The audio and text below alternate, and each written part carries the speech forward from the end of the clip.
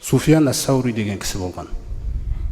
Үлкен ғалым, салиқалы кісілер. Бірақ әрбір салиқалы кісі, үлкен ғалым. Анау білім іздеген күннен бастап сынақтардан өтеді. Әркімнің өмірі. Қараңыздар. Сонда Суфиян Саури айтады. Қараңыздар. Мен дейді бір кісінің қасынан өтіп бара жатқан кезде бір сөзді айтып қалдым дейді. Сол сөзімді сосын түсіндім дейді, күнә екенін. Қараңыздар. Мен дейді 5 ай түнгі намаздан махрұм қалдым дейді. Суфиян Саури деген кісі, үлкен кісі ол. 5 ай мен түнгі намаздан махрұм қалдым дейді. Сол күнге дейін түнгі намазды оқып келе жатқан ғой. 5 ай бойы оқи алмадым дейді мен оны. Бір күнәнің себебінен дейді. Сонда қасындағы адал достарының бірі сұрайды ғой, не күнә ол? Әрине ол жаңағындай жолда жүрген адам, мысалы, діни жолда, білім жолында жүрген адам андай бір үлкен күнә жасамайды ғой. Ол не күнә?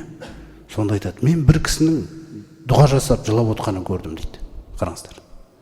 Дұға жасап жылап отқан кезде нәпсім, ішімде ой кетті дейді.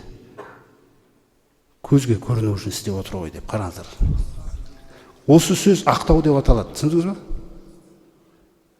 Көзге түсу үшін істеп отыр ғой деп ойладым, құрыдым дейді, содан бітті.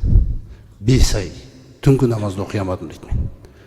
Имам Ғазали айтады, мәселе жаңа 5 ай бойы түнгі намаз оқымағанда ол оқылып жатыр ол.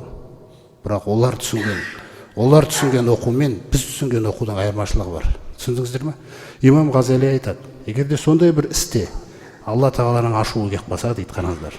Адам салиқалы істі істей береді дейді. Қараңыздар қандай нәрсе?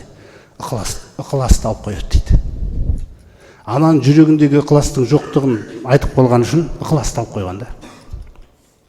5 ай оқи алмадым дейді мен. 5 ай бойы жылады ол кісі. Қара, бір адам үшін бір салиқалы амалдан айырылып қалуымыз мүмкін екен бізді. Неге? Өйткені өзіңді кішкене жоғары ұстап қалдың да. Бірақ ол білінбейді жоғары ұстап тұрған сияқты. Түсіндіңіз ғой қандай мәселе? Мысалы, ана жерден сіз көшеде кетіп бара жатқан кезде бір міскін адамды көріп қап, жәшіктің қасында жүрген. Егер бір сөз дұрыс шықпаса, жағдай қиын болады, құрметті жамағат.